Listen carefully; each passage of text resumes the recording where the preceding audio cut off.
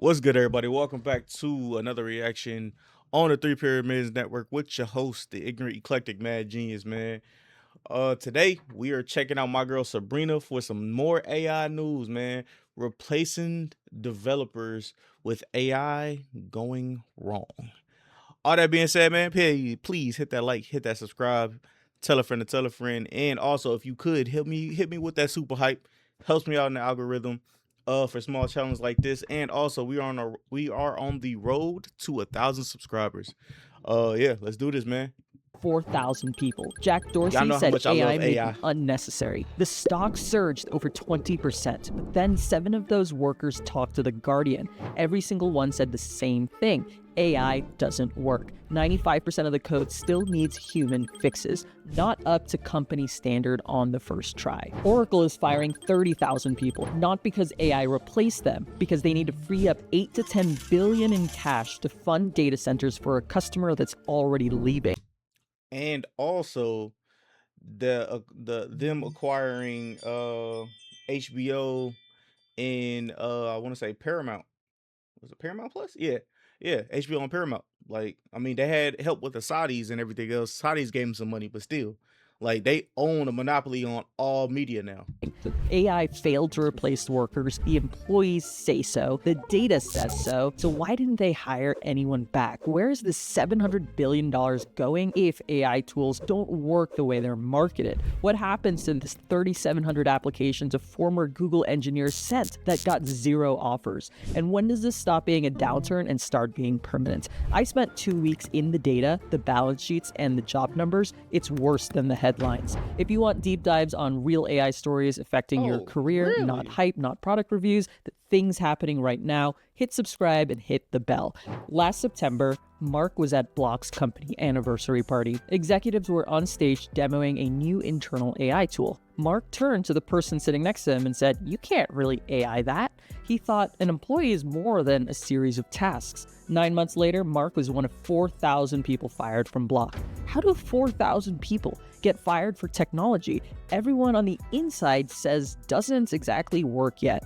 The Guardian spoke to 7 current and recently laid off Block employees. What they describe is slow motion betrayal. It started with encouragement. Block told employees to use AI. Mark, who worked in product, was open to it. The tools helped with some tasks, but they weren't proactive. He had to tell them what to do. Then encouragement became a requirement. Block started monitoring AI usage down to specific tools and tokens. Liam, a software engineer, Really? recalls his manager pulling him aside. "How are you using AI? What steps would you take to use it more?" It was very clear, according to Liam. In his words, if you weren't using AI, your job was in danger.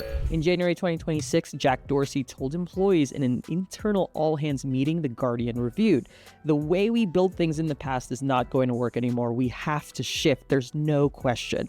Not everyone agreed. Carl, a current employee, refused. Carl said, "You're not paying me to train your tools, so I'm not going to do it." February 26, 4,000 people fired. Dorsey's letter said a significantly smaller team using the tools we're building can do more and do it better. Block's engineering lead posted a Slack message expressing gratitude. Employees responded with hundreds of thumbs down emojis, tomatoes, middle fingers, and clown faces. Mark now realized what happened. In hindsight, he says it seemed like a thinly veiled attempt to get all this input from employees on what tasks to automate. You have employees teach you how to automate them out, but these tools are not even close to being all-encompassing of someone's job. The remaining workers are in survival mode. Oliver, recently laid off, says everyone I know still there has a ton of dread because they realize their workload has quadrupled or 10x and AI is not going to fix it. Takeda, a data scientist, survived the layoffs. Block offered her a dramatic pay increase. She quit anyway. She wrote on LinkedIn, "It's nothing short of dystopian to be forced to employ the very tools that accelerate the disappearance of the jobs on which our livelihoods depend." Are the employees exaggerating? 3 independent studies say no. A CodeRabbit study of 470 pull requests found AI-generated code produced 1.7x more bugs than human code, with 1.4x more critical defects. I believe Think that. about that. More code, more bugs, same number of reviewers. 45% of AI-generated code fails basic security tests. In Java, the failure rate is over 70%. And speed, a study found seasoned engineers using AI tools got 19% slower in 2025. Not faster, slower. They did run a follow-up 6 months later with newer tools, but the result was still inconclusive, somewhere between 9% slower and 38% faster. That's the best case for AI coding tools right now, and it's a shrug. I personally use Claude Code every single day to build my SaaS startup, and I can tell you that it needs a lot of direction. I spend a lot of time in planning mode, and even when I let it go and execute our plan, I still have to watch and make sure it doesn't go down the wrong rabbit hole. I have to spend a lot of time refactoring, watching out for slop code, and generally making sure that AI is not introducing something that causes 3 other bugs in the code base. And I'm very bullish on AI, and I can't imagine building a solo startup without it. But that's just the reality of AI coding tools right now. Block's CFO told Fortune there's been a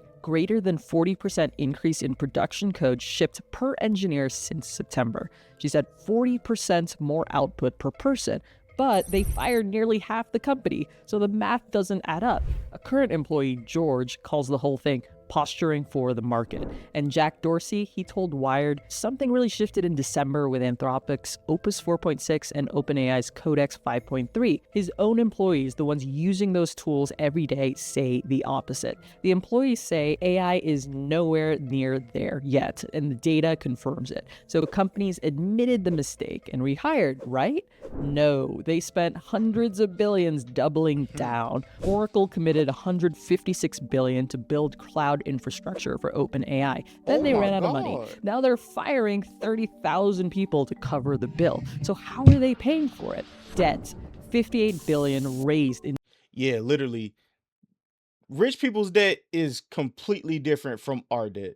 Like, it don't matter. Like, their name can get them throughout any doors. They can get them extra money. If I or you was to do that, oh, it's over. Like, yo, you not getting nothing. The bank is like, get the fuck out of here. What you talking about? No, we not. We know. No, hell no. I don't care. 2 months, totaling $108.1 billion in debt. Moody's rates Oracle only 2 notches above junk. But here's the number that should scare you. There's another $248 billion in future data center lease obligations not yet on Oracle's balance sheet. $248 billion off the books. So what happens when banks notice? Well, they already have. Banks are pulling back from Oracle-linked financing. Oracle is now requiring new customers to pay 40% upfront before they even build the servers. They're considering selling Cerner, the healthcare unit they bought for $28.3 billion in 2022. Think of it as pulling up the drawbridge after you've crossed. The senior engineers who built Oracle's existing systems are inside the castle. The 30,000 people about to get fired are standing outside, and Oracle is charging $156 billion to build a new gate that doesn't open.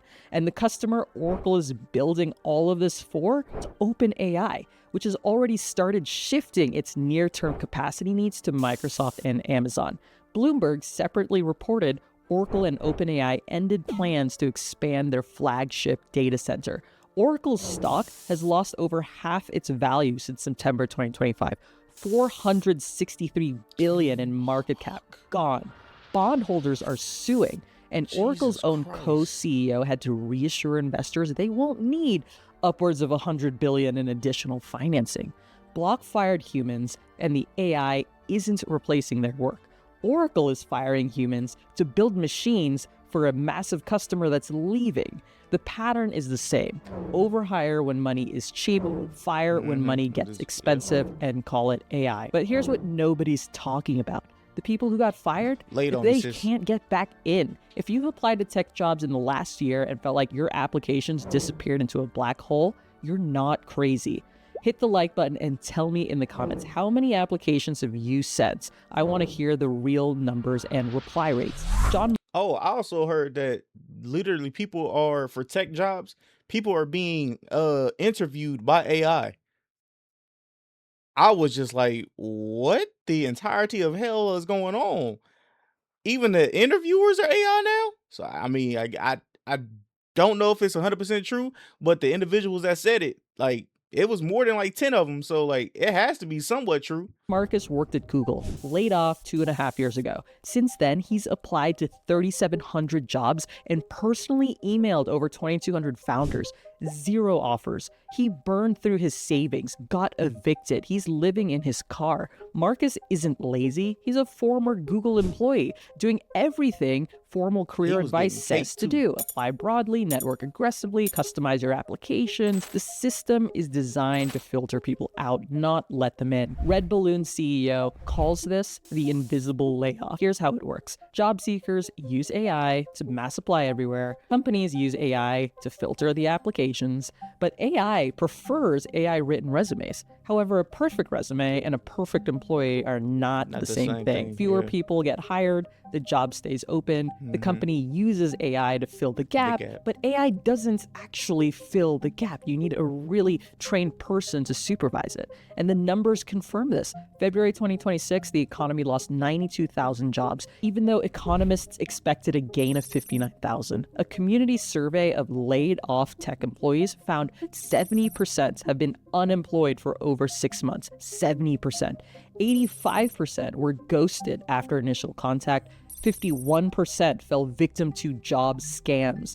Goldman Sachs estimated AI had already resulted in 5,000 to 10,000 monthly net job losses in the most exposed US industries. Every month, 5,000 to 10,000. But the deeper problem isn't AI filtering resumes. Former Amazon director explains the structural shift. Quote, "The compression is not AI deleting jobs from the top down. It's the economy collapsing the distance between the person who does the work and the person who pays for the work. When money was free, low interest rates, companies hired layers of middle managers and coordinators between the builder who does the work and the customer who pays. Now, money is expensive. Interest rates rose. Those layers are getting eliminated, and nobody's planning in the near term to bring them back. The threat was not AI. AI is the cover story. The threat was sitting in a system that was only ever sustainable when money was free. And here's the contradiction. Even the Red Balloon CEO warns about this invisible layoff and admits he basically tripled his own engineering department's output without adding a single person. The people sounding the alarm are doing the same thing they're warning about. John Marcus applied to 3,700 jobs, thousands of tech workers unemployed for over 6 months, and an economist compared what's happening right now to the worst tech recession of all time. He ran the numbers. They're ugly. He says, "Never once did I ever think my tech job would be the equivalent of work in retail." This is from a real person, a developer who did everything right, got the degree, landed the job, built the skills, and now contract work pays retail wages. Senior software developer salaries have dropped roughly 10% year over year. Entry-level tech hiring has plummeted nearly 15% since pre-pandemic levels. One Indeed economist states, "You really feel for those people who started studying computer science 4 or 5 years ago and were told this is a surefire way to get into the labor market." Another economist, Joseph Politano, ran the numbers after the February jobs report. Tech job losses now outpace both the 2008 recession and the 2020 downturn. The only comparison left is the dot-com bust. He says, "The fact that the only thing you can compare it to is the worst tech job recession of all time is pretty bad." We're talking about 3 years of job losses, and it's getting worse, not better. Remember the drawbridge analogy? The senior engineers are inside the castle, but the 22-year-old who is supposed to train under them, they're standing outside the gates. Companies stopped hiring juniors, Gen Z, but if juniors don't get hired, they don't become seniors. 5 years from now, there won't be enough senior engineers, but that's a future problem. Today's problem is a 22-year-old with a CS degree and no way in. Every tech disruption follows this playbook. In the 1990s, companies offshored manufacturing and blamed globalization. In the 2000s, they offshored IT and blamed efficiency. Now they're attempting to automate middle management and blaming AI. The excuse changes, the playbook doesn't. Overhired during the boom when cash is cheap, low interest rates. She got a fucking point there. I did not think about that until she just said that. That makes so much damn sense. Holy shit. Wow.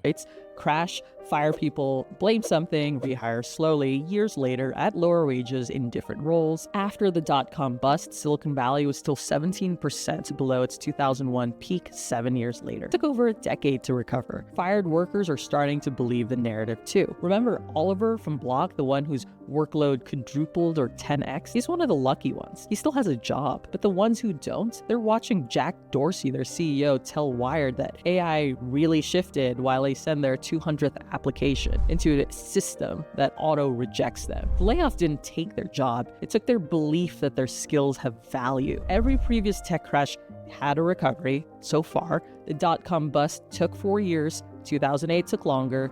We're now 3 years into this one, and it is getting worse. So the question is, what do you do? Remember Mark at that party last September? He said, you can't really AI that. He was right. The AI didn't do his job, and the data proved it. 1.7x more bugs from AI coding, senior engineers slowing down, code not quite up to standard. 7 of his coworkers told The Guardian the same thing.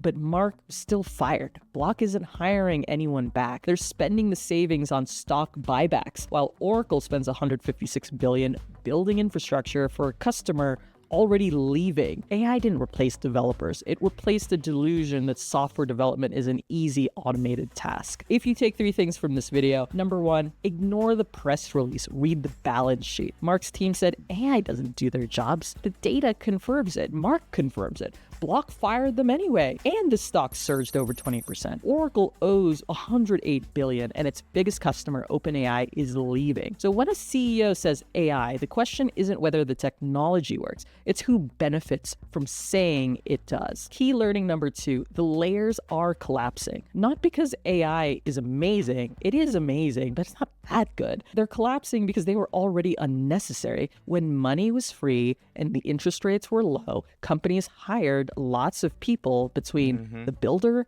and the customer who pays. Now money is expensive, interest rates are higher, those roles are disappearing, and nobody's planning to bring them back. AI didn't kill them, expensive money did. AI is the excuse, and we've seen this cycle historically many times. Key learning number 3, the front door is sealed right now. Stop knocking. The same tools that let Block fire 4,000 people, AI, well, they let one person do what used to take a team of 10, especially when you don't work at a mid to large enterprise with lots of layers of bureaucracy, complex team management, alignment, politics, and negotiation. The layers are collapsing in both directions. Companies don't need as many employees, but also employees don't need companies either.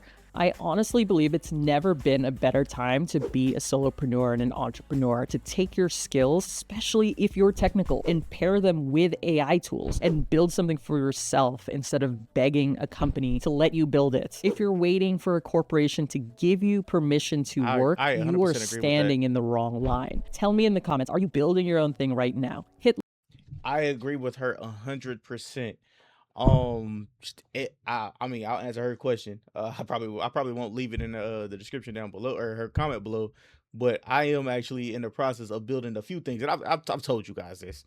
I've told everybody that watches my channel, or whatever, and when it comes to AI, I've told y'all what I was building, and at least one of the things that I'm building, and basically trying.